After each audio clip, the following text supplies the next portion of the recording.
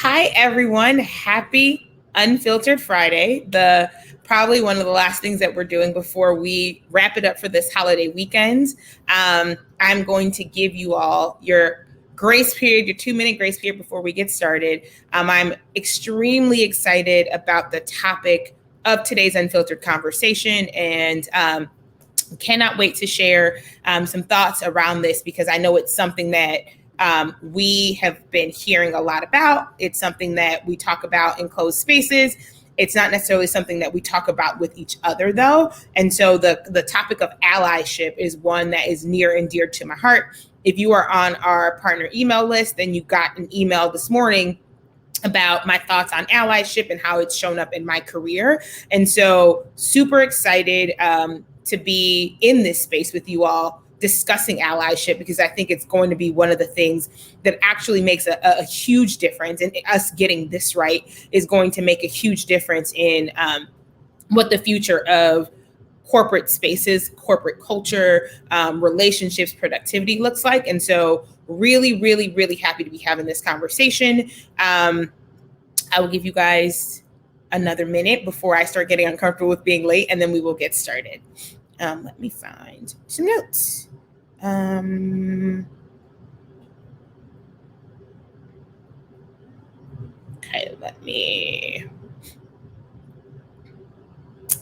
there we go. And I took some notes for this chat just because I want to make sure that I get the statistics right. But it is now 12:02 Central Time, and so we are going to get started. Hi, everyone who is watching from wherever you are. My name is Wachanyanu, and I am the founder and CEO of I Choose the Ladder, which is a career development agency that helps large corporations develop and retain their high-performing Black female talent through professional development workshops, curated events, and digital resources. And one of those resources that we just launched last week, if you were here for our first episode, thank you for joining, is a weekly LinkedIn show called Unfiltered. And the tagline for that is what your Black employees aren't saying that could negatively impact your retention rates. And what I realized through my work with I Choose a Ladder is that we spent a lot of time preparing Black women for corporate spaces. We didn't necessarily do our due diligence in trying to help prepare corporate to receive Black women, right? And so this is my attempt at trying to help bridge that gap between the Black women who want to be in corporate and the corporations who want to attract and retain them, but know that there are some gray areas or some areas where they may need a little bit of help. And so this is my love offering to the space. And each Friday for about 30 minutes, 25 to 30 minutes, I talk about a topic that has come up in my conversations with the Black women who are part of the I Choose a Ladder community. There are thousands of Black women who we've worked with over the years.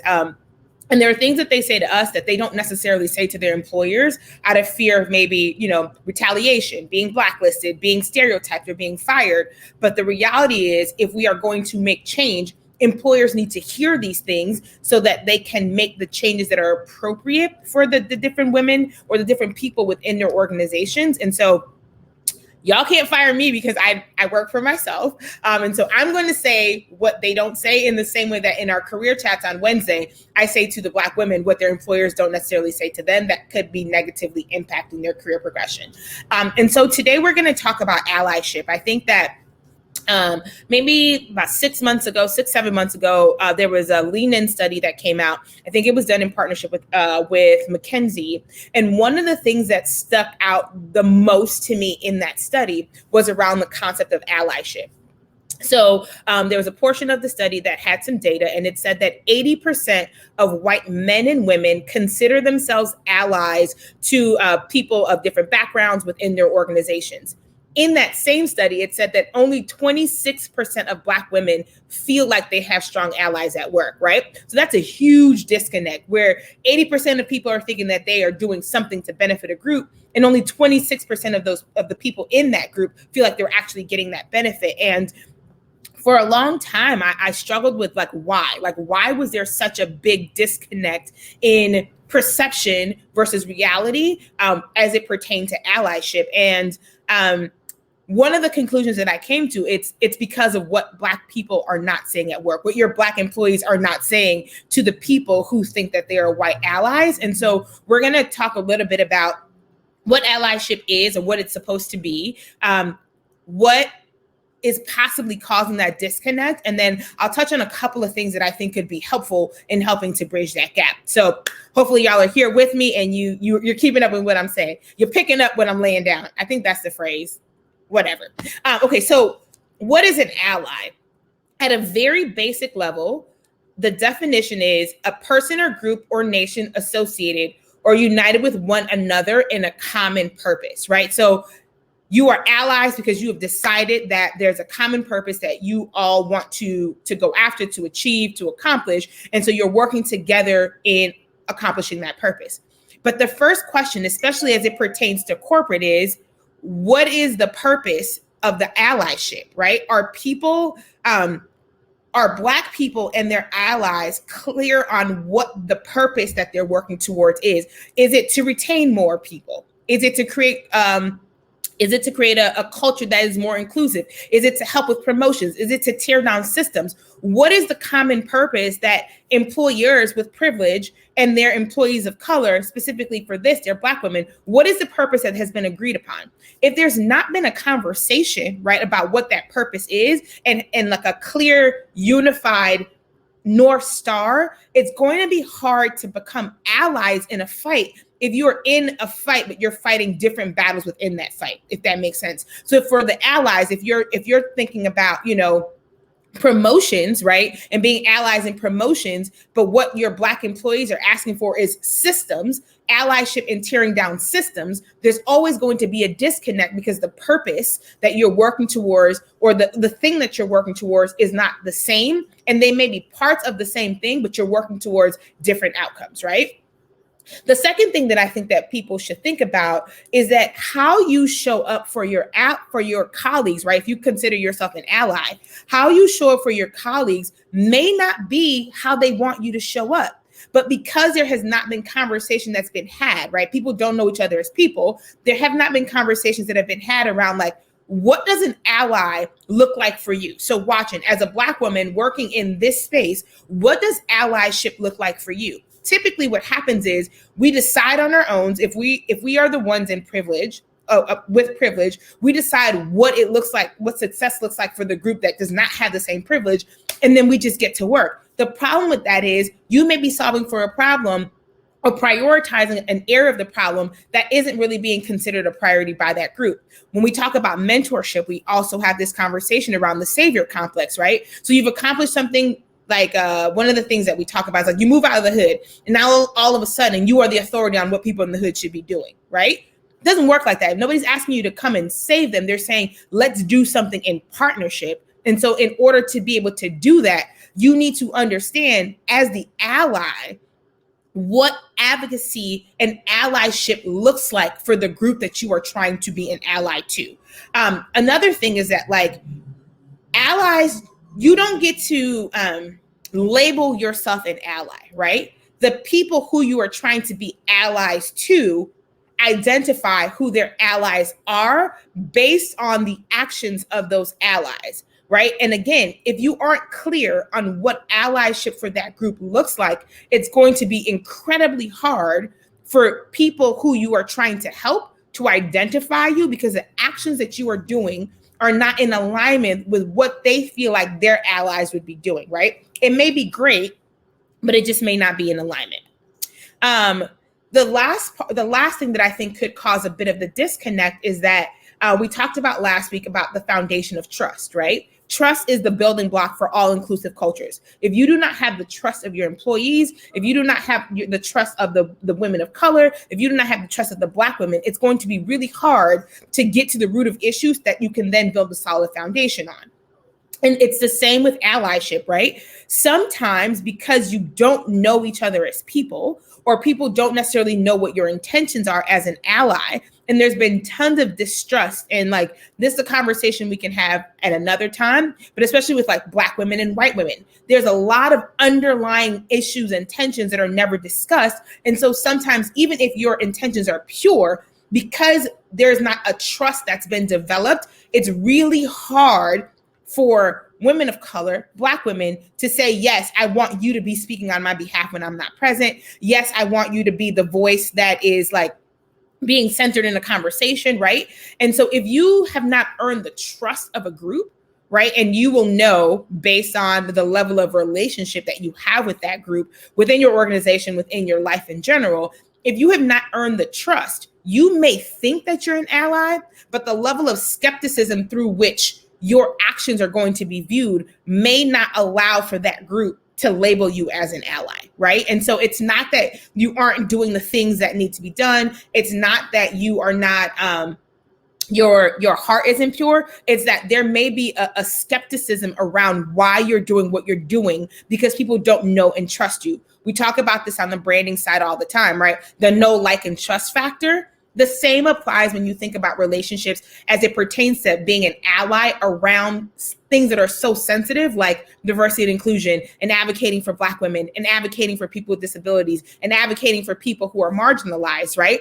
It's the same know, like, and trust factor, because people need to trust that your voice is going to be used for the betterment of them and not necessarily used to, for something that's performative, or being used to put them in a position where they then become tokenized, or be used to or manipulated in a way that then harms the larger group but maybe benefits the individual. So if you have not established a level of trust yet, it's going to be incredibly difficult for you to be seen as an ally in situations where you're probably doing your best and your intentions are pure, but you have not earned the trust.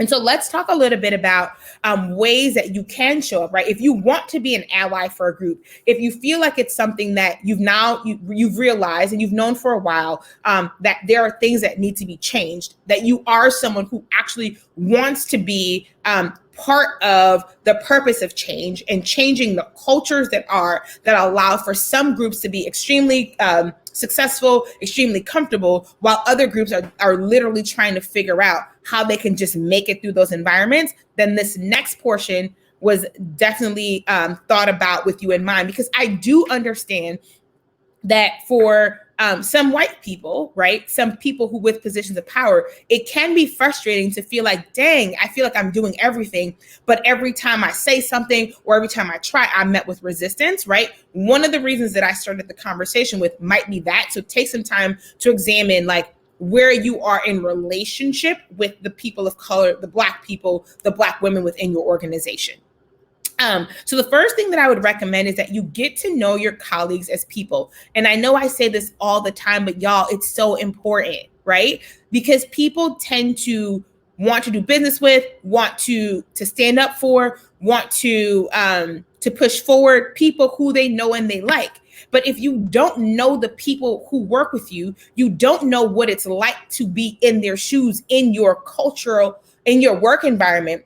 It makes it really hard for you to be an ally for them, because you're going on just kind of surface things or what you've assumed or what you think you know, right? But if you know them, you'll get a perspective so that I'm not the one who's telling you what the Black people in your organizations aren't telling you. They're actually the ones who feel comfortable and trust you enough to share what their true experiences are and some blind spots that may be because you sit in a seat where you don't necessarily know what the lived experience is of someone who is not in a position of power or privilege. The second thing is, I would say, ask questions, right? Do not assume that you know what it's like to be a Black person in your office. Just because you all went to college, just because you have some boxes in common that you can check, does not mean that you know what it's like to walk into a space where you are the only one.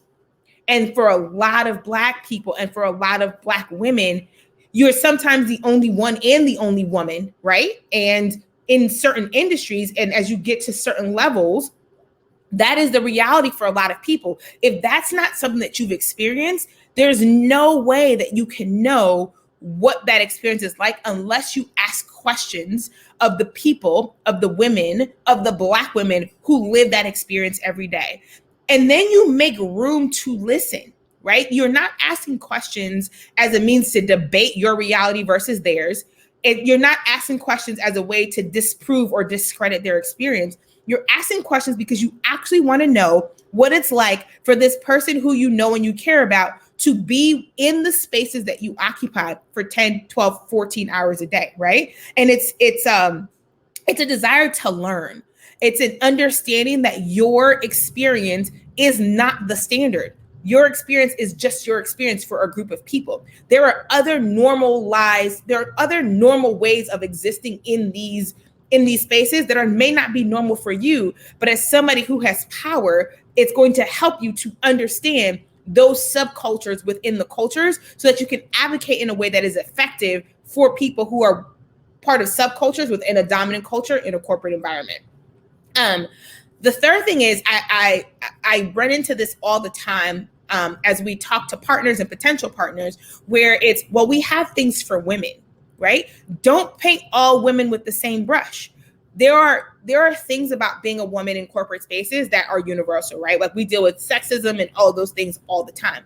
But there are also experiences that certain groups of women deal with in corporate spaces that others do not. There are things that I deal with as a Black woman in corporate that my white counterparts do not deal with and will never have to deal with. And those are problems that I still have to solve for in order to be able to do my job effectively. And so while I appreciate that there are women's programs and there are things for women as a whole, there are subgroups where there's intersectionality that's happening. You're a woman and you're Black. You're a woman and you're Black and you're a member of the LGBTQ community. You're a woman and you're Black and you are a member of the persons with disabilities community, right? Like there are so many things that people are dealing with that are unique to their group that it does everybody a disservice to default to white women as the standard and then try to make everybody else fold into that. That is not allyship. Right? And what's going to happen is you're going to alienate people who think that you're trying to force them into some norms that they don't identify with.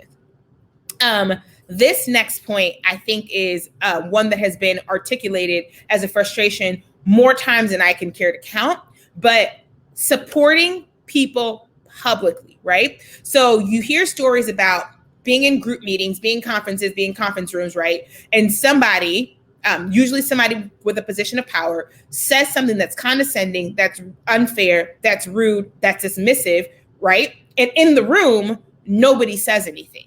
But then you get back to your desk and there's an email or a text or inter-office chat of like, oh, I'm so sorry that happened to you, right? Well, I'm sorry that it happened to me too, but where was this sorry when it was happening? Why did no one in the room show up for me when you knew that what was happening to me was wrong, right? There's so much hurt around that because it happens so frequently. It's like, well, you're fine with being an ally in private when there are no consequences for your allyship, but you're not okay with putting some of your privilege on the line when it would have counted and it would have actually helped me in that moment, right? And so it's not to say you want to be here humiliating your colleagues. You don't want to be the person who's like the mean girl or whatever. But if you are considering yourself an ally, you do want to be somebody who stops wrong when it's happening. You want to be somebody who uses your voice in spaces where you have power to help the people within the room who are marginalized, who may not have the same number of times where they can speak up without being labeled, blackballed, stereotyped, or whatever. That's part of what allyship is. It's risking, right? Knowing that you have something to lose. It's being willing to risk that on behalf of somebody else who does not have that same privilege. That at the crux is what being an ally is. So yes, supporting your colleagues publicly is the cost or one of the costs of being an ally, right? That is non-negotiable. But you also have to support them in spaces where they may not have visibility into, right? If you are in rooms and there are conversations that are happening about people where they're being discussed based on their personality traits, not necessarily based on their accomplishments and their contributions, it's also your job in those times to use your voice to advocate for them. So it's public advocacy, but it's also private advocacy in spaces where your colleagues may not have the voice. And I know that it's scary, right? I know that there are going to be times where you have to decide, like, is this a battle that I want to fight? Unfortunately, for a lot of your colleagues of color, specifically the Black women, they don't even get a voice in fights that can negatively impact their entire careers. They get talked about and discussed in ways that are unfair, and they aren't even present to defend themselves. But you are sitting in those spaces, right? And if people can trust that you are doing it publicly, they also know that privately, or they expect that privately, you are not doing something different, right? So as you build trust with people through public allyship, they can trust that when you are behind closed doors, that you're not doing anything that's different than what you've already demonstrated in public you're willing to do. And I hope that that makes sense. I think another part of being an ally is being intentional about learning about the groups that you're trying to be an ally to, right? Like the crux, the vast majority of what we hear is people asking others to educate them. But if you are trying to be an ally, it's your responsibility to learn about what that group is going through. And that could come from you talking to people, right? I said, get to know your colleagues as people, but it can also come from reading. It can come from podcasts. It can come from consultations and consultants. It can come from a vast majority of places. And what I know for sure is that in corporate, we pride ourselves on being resourceful. We pride ourselves on being problem solvers. That is one of the things that gets rewarded in corporate. So if you are in a position of power, you have proven that you are a problem solver, that you are a resourceful person, that you know at least where to start to get the answers. This is no different. There are way too many resources out there for your default to be, well, let me put the burden of responsibility on the person that I'm trying to be an ally for to teach me everything that I need to know. Does this mean that you don't get to ask them questions? Of course not. But there's a very different energy that comes with, hey, I read this study. Hey, I read this blog. Hey, I listened to this podcast. And based on what I learned, I have this question versus, can you tell me what it's like to be Black in corporate? Because what you're doing is, for some people, you're asking them to relive a trauma that they may not necessarily want to relive, right? And so people shut down. But you have to learn about what the struggles are of the group that you are trying to be an ally to, and then deciding based on the privilege that you have, what is the best course of action based on what they've articulated that they needed. But you have to start by taking some time and having some skin in the game, right? You have to be the person who's saying, I recognize that this is wrong. I've done my research, and here's what I'm willing to sacrifice for this common purpose that we've decided that the allyship is working towards. And then I think the last thing that I'll say on this is that you want to make sure that you are clear on when your voice needs to be the dominant voice in a conversation and when your voice is best used to empower somebody else to sit in the seat of dominance within a conversation, right? We understand that by virtue of how America is, there are going to be certain spaces that white people get to occupy simply because of who they are and how society is. I hear you on that. We understand that. We all are aware of that. That does not mean that you need to be the person at the podium every time delivering the message. What it means is you may be the voice that opens the door to somebody else to then have a space at the podium while you are cheering them on as their number two. Right. So one of the things, my friend Lovey and 4 other women, so it was Glennon, Stacy, and Bozomo St. John, last year, I think it was the year anniversary just passed. They did something like this that was phenomenal. It was called Share the Mic Now. And what they did was they had it happen on Instagram. They had 50 really influential white women turn over their Instagram platforms to 50 Black women because they wanted to amplify their voices as it pertained to diversity and inclusion and what it's like to be a Black woman in these spaces, right?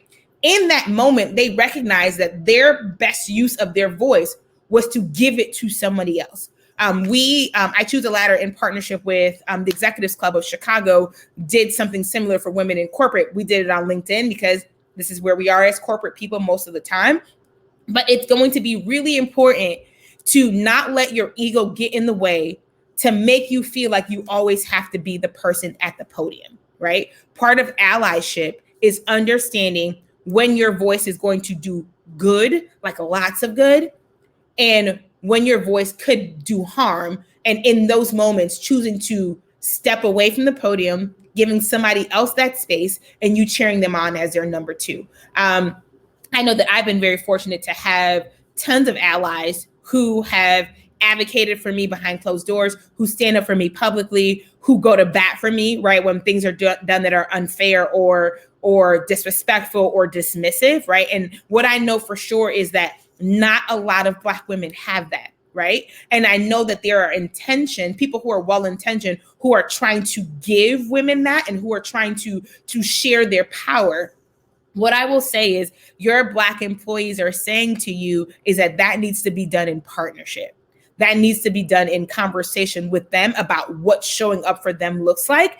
And that also needs to be done in a way that allows them the space to be able to share and to be able to say and have their voices heard in conversations of change within your organization. And so as you think about the type of ally that you want to be and the type of allyship that's going to bring about lasting change culturally and for the talent that you're trying to retain, the talent that you're trying to attract, and the talent that you're trying to develop, I would recommend that you do it in partnership with the group that you are trying to be an ally to, and not from a place of, I know what is best, and so I want to be the person who decides that my allyship can only look like this.